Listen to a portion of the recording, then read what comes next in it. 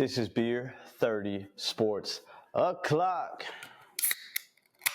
Hey. All right, and this episode's beer is brought to you by Deschutes Brewery. It is King Crispy. Not bad. This is a Pilsner. It's a 4.8. 4.8, not bad. It is the winner of the Pilsner Fest at the Bit Burger Challenge in Portland, at North Portland. I got it because it's an Oregon brewery. And the reason I got that is because we're going to talk a lot. I mean, a lot about college football. And I felt it was only right that the Oregon Ducks are number one and changing the way the college football respects other conferences. Not really. But listen, we're going to talk about all that on this episode, so don't worry. And of course, you already know where I got this beer and all of these wonderful beers, and my favorite store to shop for any type of alcohol needs is Total Wine. Yes, shout out to Total Wine. You guys already know you can pick up singles, cases, kegs, 6-packs, 12-packs, 24-packs. It doesn't matter. Total Wine has it all. This is where I get my beer everywhere. I go there, grab a single, try it out, come back and buy the whole damn case if I need to. Now, let's get into it, man. So, news you can booze to, huh? Drink a little more on that. I said we would talk about college football, and I'm a man of my word. First off, let's talk about the college football playoffs. So, listen, SMU lost, but it lost in such a fashion that the committee decided to keep him in, right? So let's go in order. Let's go in a row. I know everybody probably already knows Texas lost again to Georgia. Oregon and Penn State had the most Pac-12-ish fucking championship game I've ever seen in my life. I've never seen Penn State score like they were scoring with Oregon, which was crazy. It was phenomenal. It was almost as good of a game as the SMU and Clemson game. SMU and Clemson was really, really good because it came down to the wire. It started out bad, especially for us SMU fans for the moment, or bettors, if you will, like myself. It started out bad for us there, but in all actuality, it wasn't as bad. It ended all right. I'm okay with it. They still got in the playoffs. I feel like they made a lot of early mistakes. If they hadn't made the early mistakes, they would have won. They would have gone on to win that game, and Alabama might be in.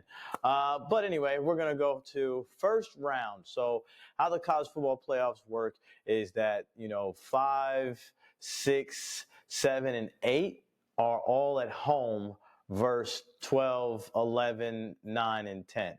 Or 10 and 9. Yeah, whatever order, right? So first is Clemson versus Texas. Now that's the first round.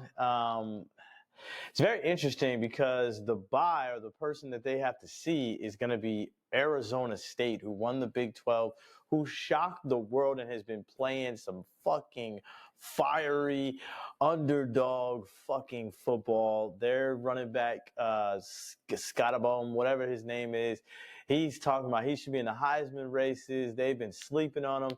Whatever team drafts him, about to get a monster. And I have to agree. I think he's going to be a pretty good running back. I don't think he's on the same level as, obviously, Ashton Genty, which we'll get into the Heisman finalists and all that stuff like that later. But listen, does he deserve respect? Absolutely. Is he one of the best running backs in the country?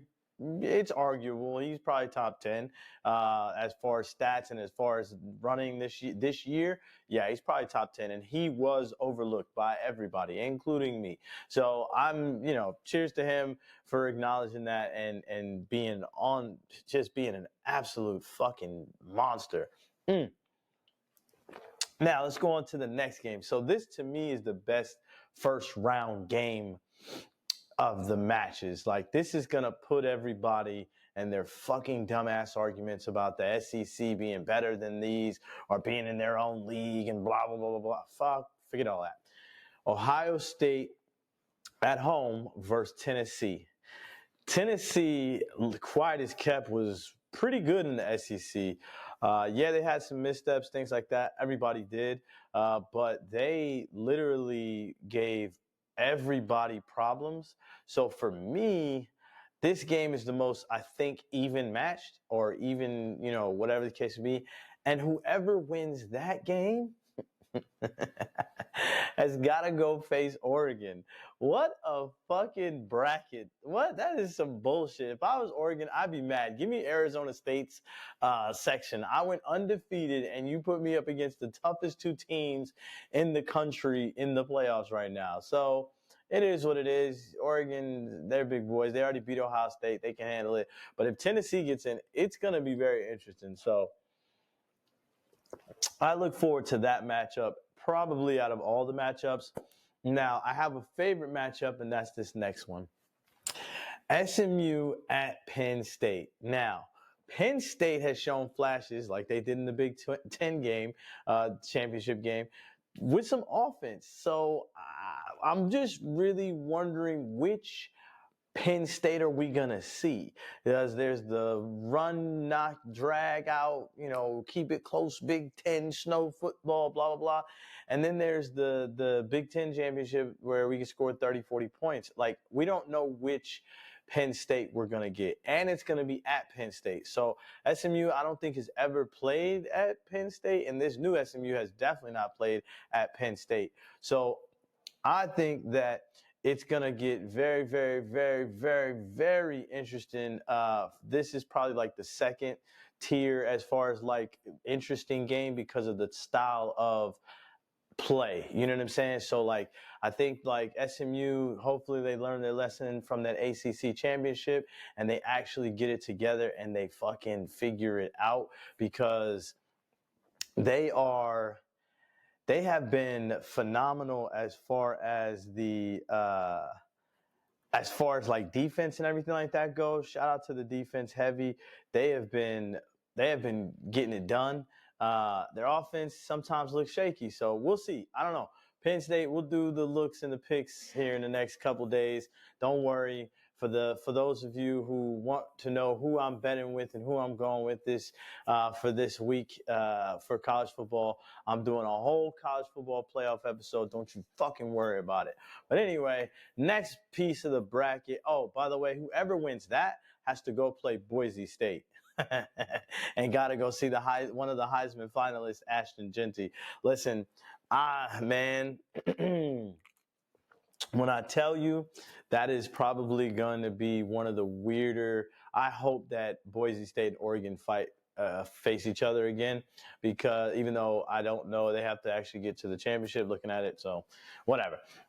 Boise State gave Oregon a good run for their money. I don't know if they'll do it again, but I feel like that might be a nice little battle. Indiana versus Notre Dame at Notre Dame. Yes, all of you know how I feel about Notre Dame and their non-conference ass fucking playing team. I wish they would join a conference. This is what join a fucking conference so you can get in the real conversation with everybody else, because they ain't played nobody but Army and Navy. So, and USC, I guess. But by the time they played USC, which was rivalry week, USC was a shell of themselves. Lincoln Riley's looking like he's not even going to be fit to be the fucking coach anymore. But anyway, listen, Notre Dame, Indiana, this one to me is going to be kind of lopsided. It's going to be the most lopsided out of all of them. I think Indiana is actually going to upset Notre Dame. I think Indiana is actually more prone to beat Notre Dame. This might be the worst matchup for the two. I think Clemson, Texas is a good matchup because of some of the fact is that Sweeney he's better in big games. I don't know what he does during the regular fucking season, but he's better in big games. And Shark, he has a tendency to fuck up in big games. So we'll see. I told y'all I didn't trust him. No bias, no OU bias, no OU bias. But I told you I didn't trust Texas, and I was right. So at any rate, the winner of Indiana Notre Dame game fucking goes to play Georgia. Listen, and after Georgia's games, last two games going to overtimes and 8 overtimes and all this shit like that.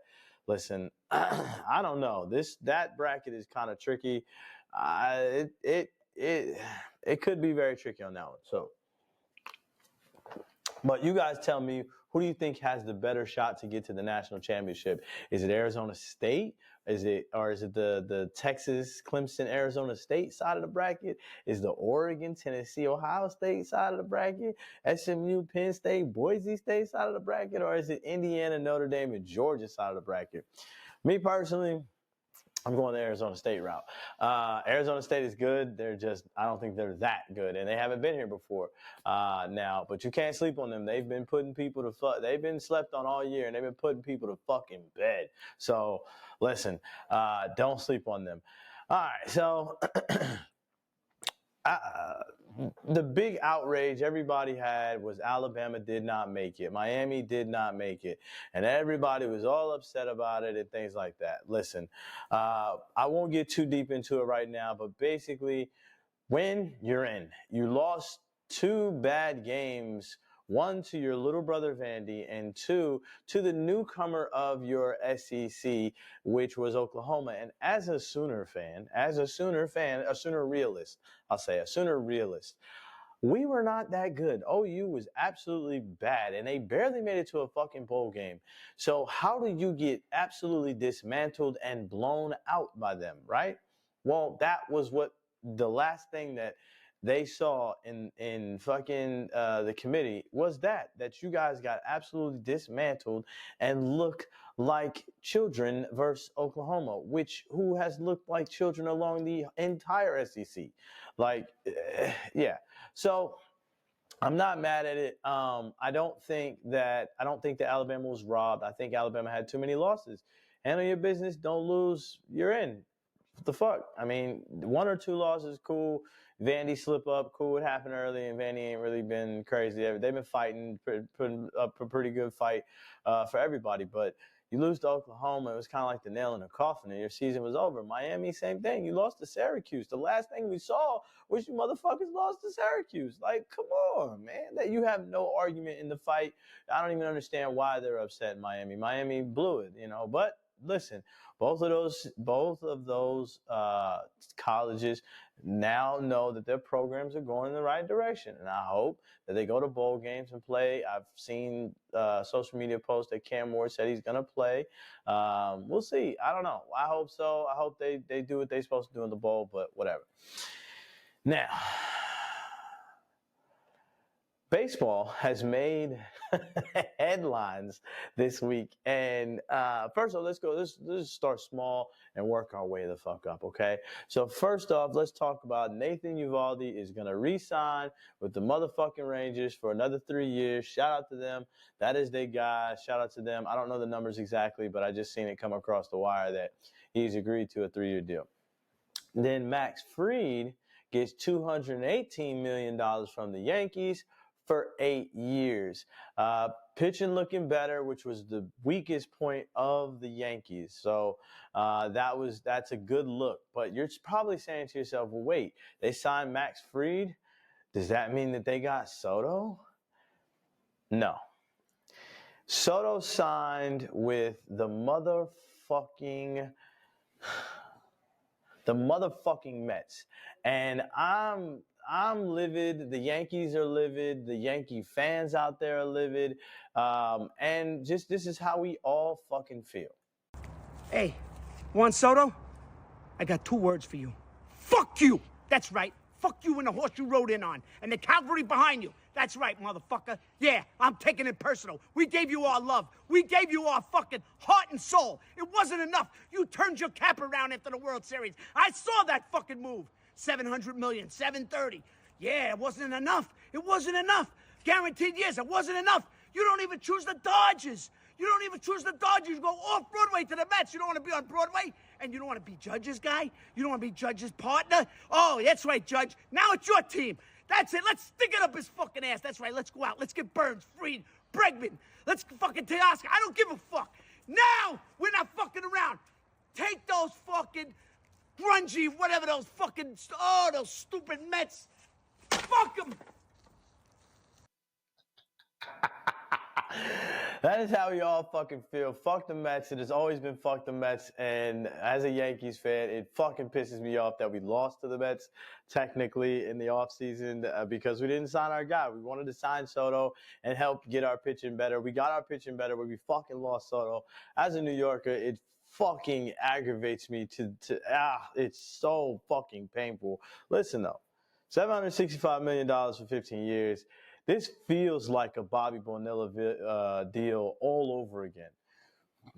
And as a Mets hater, I hope it is. Fuck the Mets fuck the Mets. Yeah. Anyway. All right. So NFL. Listen, there are some teams that clinched. The Lions. Fuck the Lions as well. The Chiefs. I don't understand how the Chiefs continue to get so lucky.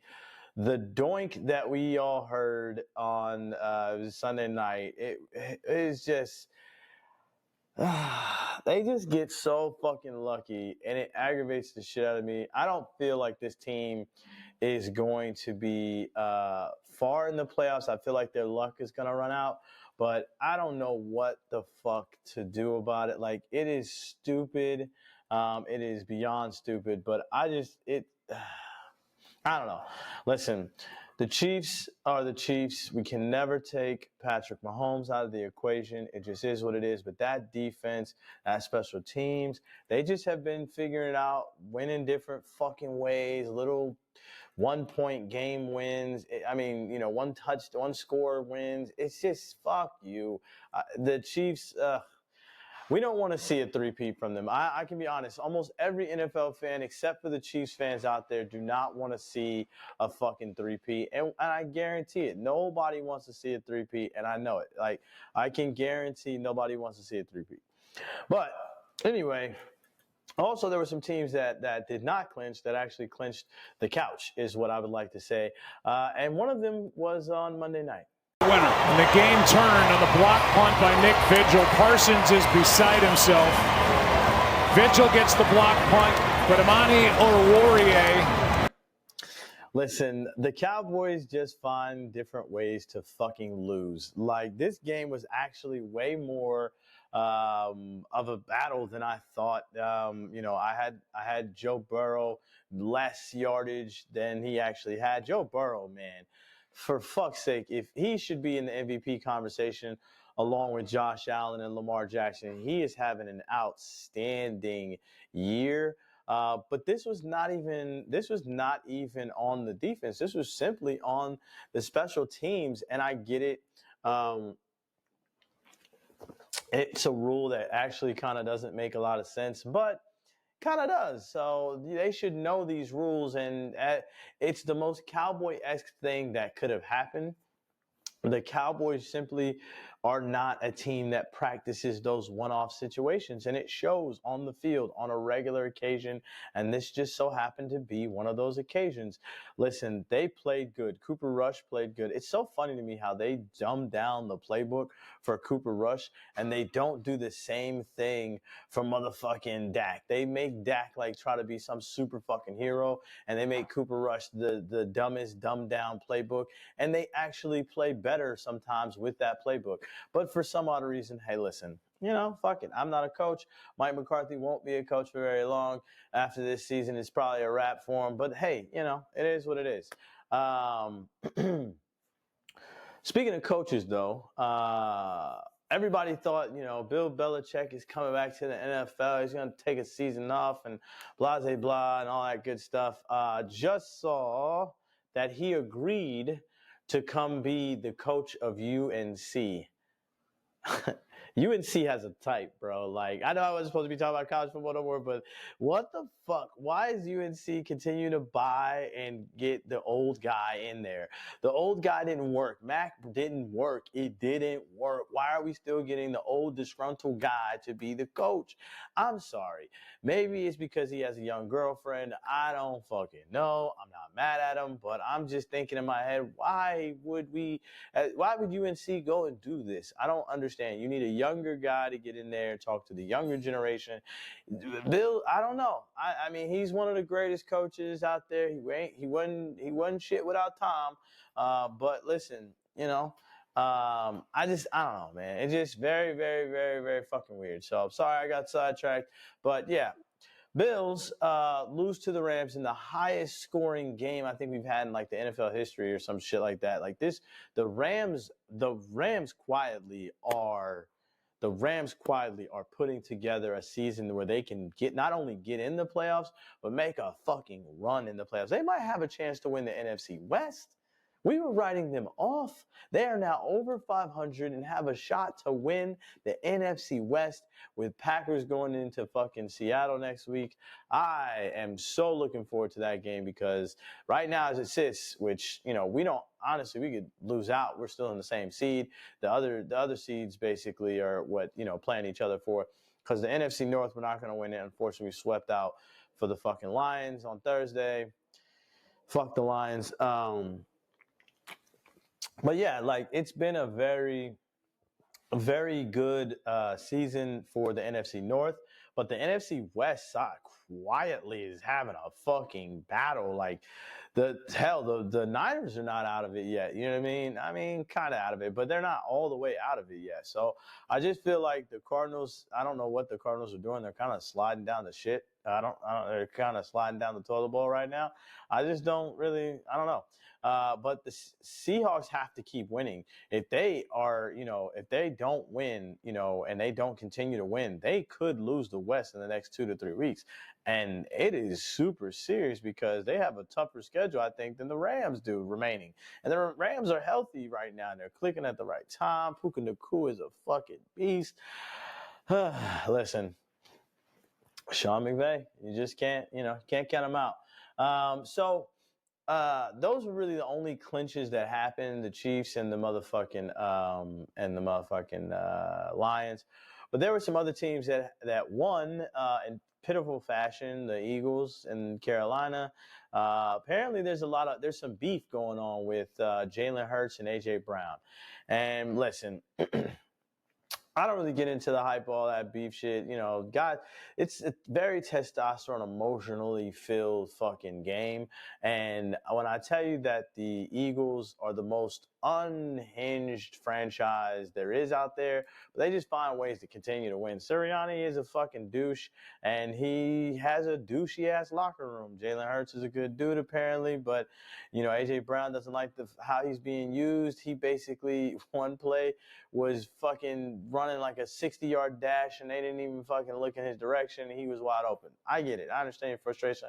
Wide receivers think they're always open. Jamar Chase, he wore a 7-Eleven shirt to the Cowboys game because he's always open. But, that is always what the wide receiver thinks. That's always what the wide receiver thinks. You know why it doesn't, why I'm not paying it no attention, why I'm not going all, because the motherfucking winning is still happening. They're number 2 in the NFC. They don't give a shit about none of that. Listen, let the locker room be as dismantled as they want. Just keep fucking winning. Saquon Barkley keep getting all those rushes, those touchdowns, blah, blah, blah. Hurts, do your push, do your thing, bro. Like, we'll figure out A.J. Brown and Devontae and Dotson. We'll figure it all the fuck out. Keep winning. And that solves all the problems. But when they start losing, that's when we'll see the real deal. And right now, I'm not paying it no attention because at the end of the day, we don't do no whole lot of gossip around here. If it's from another player, it's another player and all that shit. I want to hear it from the source. So, unlike Micah and the Cowboys, they talk to the media. Eagles really don't talk to the media. But the last time something like this happened, AJ went off the next game and got like 60 points. So for those of you daily fantasy cats, I'd be looking at AJ. But it was a bad game for them. It was a fucking shitty game. But that's how the fucking Eagles are. They play down to their competition. They played down to the Cleveland Browns and barely beat them at home. Like, why are we so shocked at this? I don't know. It's crazy. Meanwhile, Bryce Young is putting together some shit. I think they're favored this next game, which is crazy. Jaguars and I believe it was the motherfucking Titans, that was the worst game I think the NFL has ever had out there. Besides, I mean, the Jets, I mean, the Giants and Saints was just as bad. It was just some bad football Sunday. It really wasn't a lot to watch except for the Bills and Rams, the Chiefs and the Chargers. The Miami and Jets was okay. It was a good game with OT. You know, they did what they were supposed to do. They covered on the over, like we said, on Better Beer, Bet the House. You know what I'm saying? You know what I'm saying? But listen, I don't know. I feel like, you know, everybody's kind of everybody's where they should be. And, like, some of the teams that are fighting to get into it are fighting to get in there. They had injuries in the beginning, and they're getting healthy at the right time, and they're putting together some wins. So it is what it is. I think the cream of the crop has already kind of risen, and everybody else is kind of trying to play catch-up and just catch lightning in a bottle. Honestly, I think we already know who's going to the Super Bowl. We just don't want to see. We just don't want to hear it yet. You know what I'm saying? We already kind of see who's the top 2 or 3 teams, and listen, it is what it is. But anyway, it's time now for Beer Goggles of the Week. So first off, let's get to the debacle that is the Cowboys. Help it. That's blocked! And picked up by Cincinnati out across the 4. Listen, again, it's a very weird rule, but for those of you that may not know, the block punt rule is basically you block the punt, it goes past the line of scrimmage, then if the receiving team touches it, it's like a muffed punt. So, yeah. It's a very one-off. I'm not gonna sit up here and act like it's not a one-off, but I mean, you know that, like, you should know that. Anyway, Atlanta's defender, I don't know what his name is because I didn't even bother to look it up, but my man got put in a blender this entire game, but this was egregious. Allow him to scramble, so he's open early.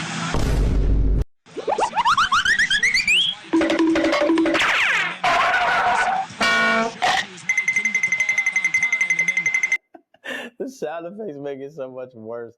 Yeah, I don't know what he was doing. He lost the receiver, then fell. It's just, Lord have mercy. That was just so bad. He was punch drunk or something because that shit was crazy. Penn State, we're releasing some demons here. This is,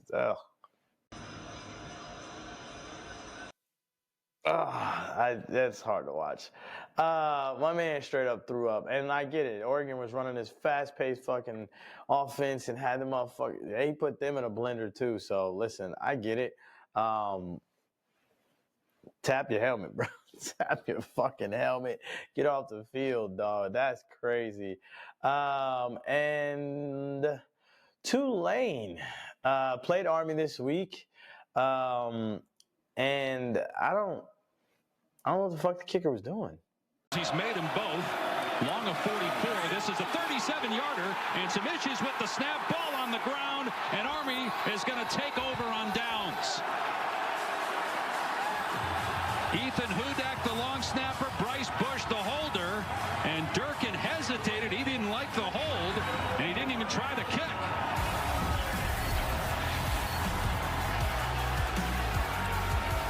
So Tulane with a good start to the drive, but for whatever reason, the place kicker, Patrick Durkin. I don't know if he was drunk or he had money on the game, but what the fuck? Like, why didn't he go for the ball? Like, he didn't even try to kick it. Oh, my God. All right, man. But that was beer goggles of the week. Man, that was crazy. So now it's time for the 6-pack of the week. And first up, we're going to stick to the same game, man. Army's, wait.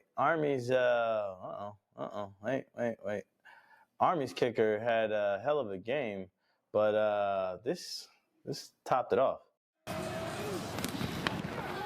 Rayshawn Jenkins has got 2 kickoff returns for touchdowns this season and a pick 6. Dangerous with the ball in his hands. Past the 30, and he fumbled the ball. This time he's dangerous to his teammates with the ball in his hands. The kicker, Granati, forced the fumble. And Tommy Zatila recovers it for Army. Well, special teams continues to be a problem for Tulane tonight. A botch snap. Yeah, Tulane, boy. I don't know what the fuck they had going on, but man, I didn't. Eesh. I mentioned Puka Nacua earlier, and this dude, absolutely, what the fuck? Stafford, play fake, looking, launching. It is the goal. Did he stay in? Oh, he did! What? How on earth did he catch that and stay in bounds? My God, Puka. Oh, Puka. Boy, that was insane. Man, that was insane. And Beer 30's Player of the Week was Mr. Sam Darnold.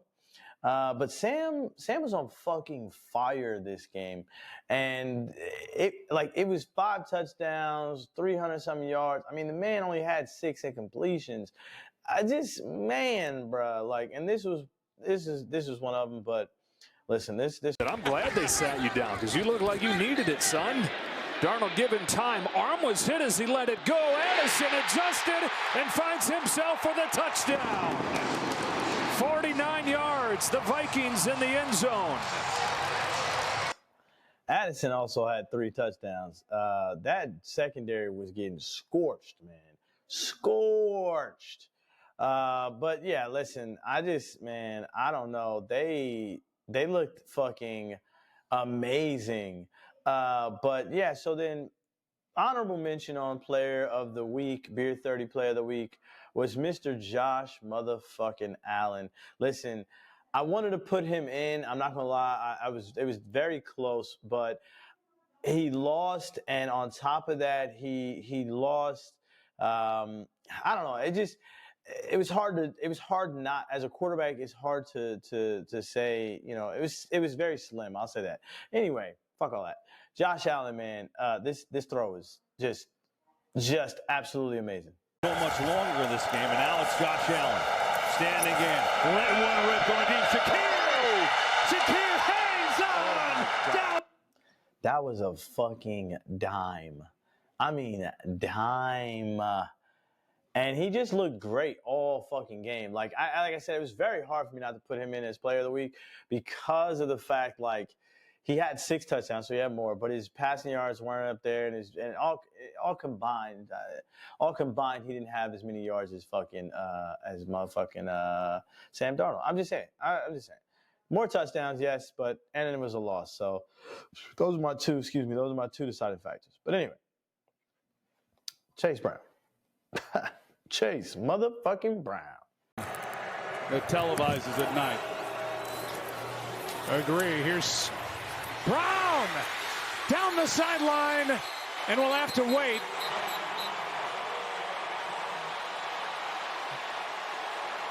And they're going to say he was out of bounds prior to getting into the Salvation Army kettle in the end zone. Let's see the end of it. He took out the official. He's in there. Yeah, it looks good to me. I think he's in. Yeah, Joe, if he is in, they can give him a touchdown if he scores it.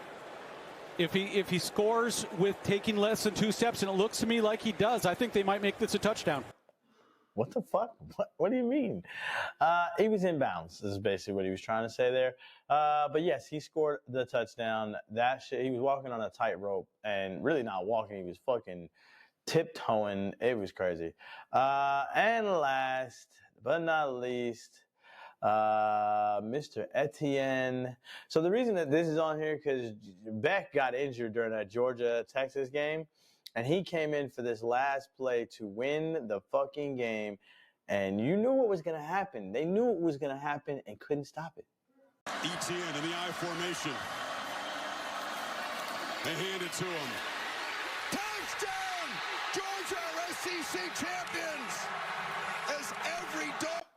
Listen, this cheers to Beck, an elbow injury, came into the game after the other player got his fucking bell rung and had to come in and hand the ball off in overtime to win the game.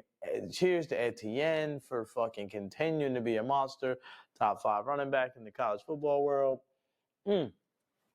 Listen, man, that was amazing. But that was your 6-pack of the week.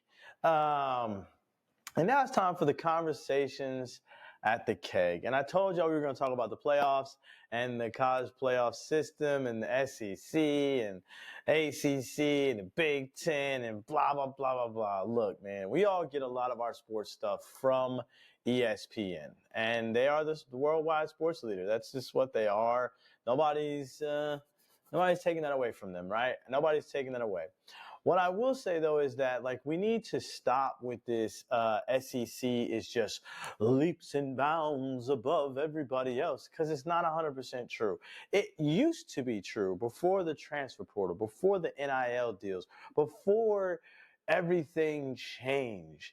The problem is the old guard does not want to give the credit or respect to the new conferences that are out there. The fact that Oregon ran the table and played plenty of top-ranked teams, listen, you play what's on your schedule. Now, if Oregon went to the SEC, which would be a fucking traveling nightmare, I don't think anything really would have changed much.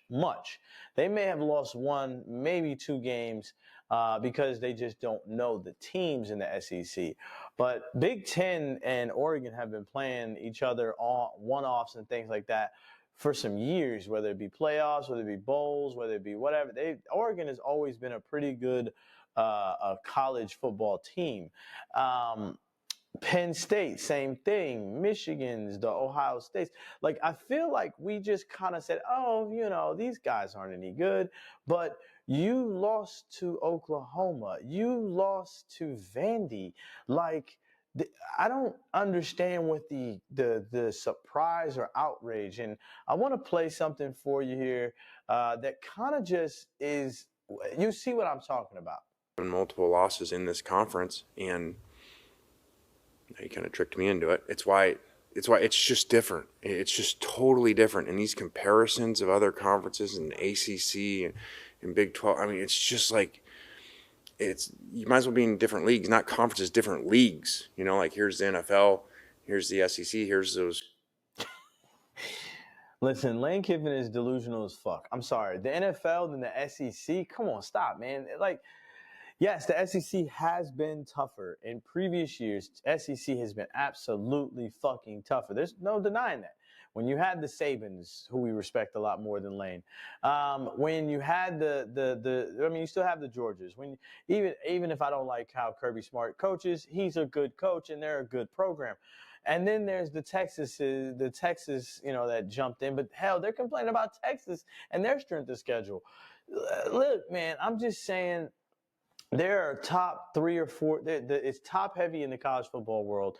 Yes, it's top heavy in every single conference. It's top heavy in the ACC. It's top heavy in the Big Ten. It's top heavy in the SEC. After the top 5 maybe, or 4 or 3, there is shit after that, okay? Kentucky looked like they were supposed to be the ones, and they were shit.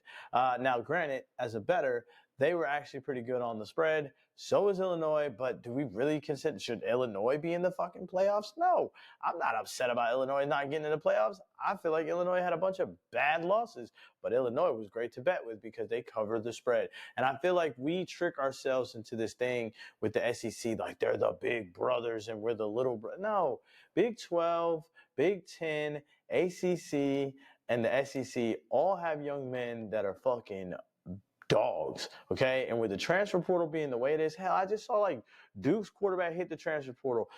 South Carolina's dude was about to hit the transfer portal. They had to pay him more money to keep him in South Carolina. listen.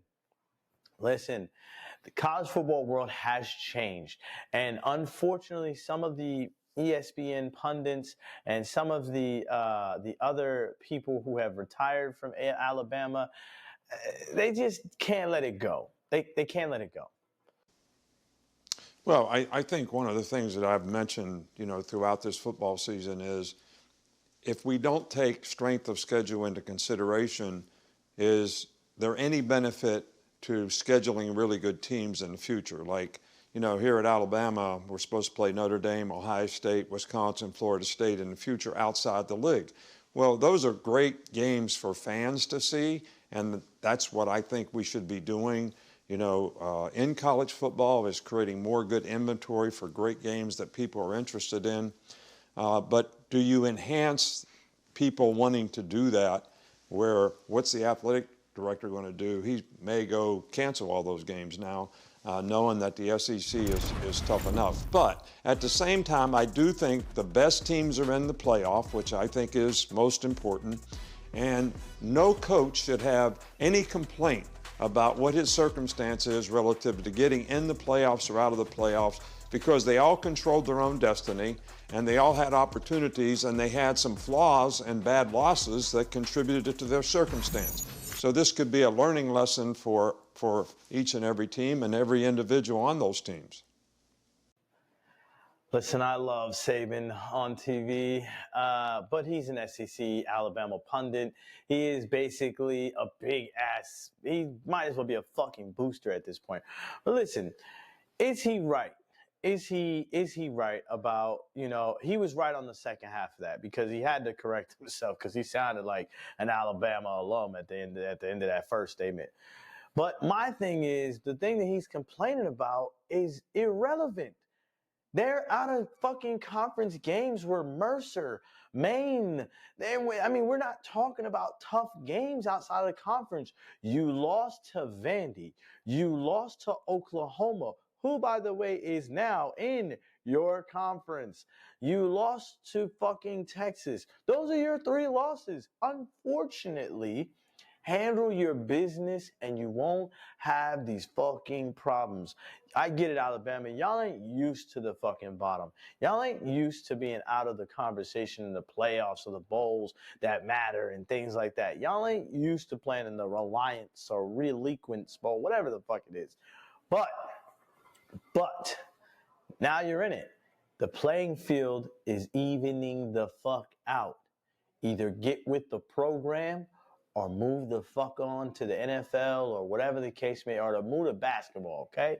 Because at the end of the day, this is not going to get easier. It's actually about to get tougher. There are teams that are about to start looking like real contenders for 1 year, like we used to have in March Madness and all the NCAA basketball and stuff like that. We're about to get that in football now with this transfer portal. So get ready.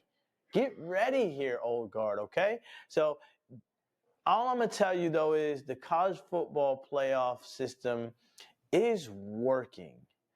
And the reason it's working is because we can't stop fucking talking about it. They love this shit. The committee will never tell us what the fuck they really want to see and what put here, put there. They're not going to tell us the pressure. By the way, the fact that I didn't see no food, no beers, no nothing in that committee fucking room while watching the games. Come on, committee. Are you not human? Y'all aren't robots. Drink some fucking beers. Put them in koozies so nobody can see this shit. Whatever the case would be. One dude had a fucking Perrier. Like, come on, man. I can't trust him. But this is exactly what college football wanted. This is exactly what we asked for. This is why I told y'all 12 football teams, 12 playoffs. There's going to be crybabies no matter what. So we should have never really switched it this far out. Now, the motherfuckers already talking about 24 fucking team playoffs. We might as well just make it like March Madness and make it 100. Fuck it. We're going to make it 100. We'll figure it out. We'll play the whole goddamn month of January. We'll figure it out. A game every day. I would love it, but these are college fucking students, so they can't do it. So, listen. I'm off my high horse on that shit. I really feel like college football is doing exactly what they should be doing. The playoffs are doing exactly what they should be doing. And it's getting us all to tune in and talk about it and watch it. That college playoff fucking committee picking player who's in that hour-long ass show was fucking boring as hell, but we all watched it. The ratings were through the roof because we all watched it and we want to know, did our team make it? Did this team that we bet on make it? Did this team make it? We all want to know that they're doing exactly what we asked for. Is to be more in tune with it, to be more fucking, they figured a way to draw us back in for even more and argue about this and argue about that and figure it out. College football should be called goddamn college football debate. It shouldn't even be called college football playoffs. But anyway, all right, man, that's enough. Whew, man, it has been an absolute amazing college season, though. I will say that. And there's more wildness to come. It's just more wildness to come. By the way, I will be going to the Frisco Scooters Coffee Bowl, the Armed Forces Bowl, because those are all here in Texas. Frisco is right outside of Dallas, and Fort Worth is right outside of Dallas. And check it out. I will be at them. So, especially for the one Armed Forces Bowl, because OU is playing in it, so I will be there. So, if you'd like to come with me, let me know, because I am going to do a ticket giveaway for these bowl games that we can go to, because they're pretty recent. They're coming up pretty quick. And I just want to give some people some Christmas gifts. Nobody wanted to go to SMU game, but I'm sure they're going to want to go to the bowl games, because the bowl games are fucking fire. And you get to make a cameo on Tailgate Tales. You know, don't worry. It's going to be wild, I'm sure. Bowl games are usually way more wild than regular fucking season games. So, but yeah, this is Beer 30 Sports O'Clock.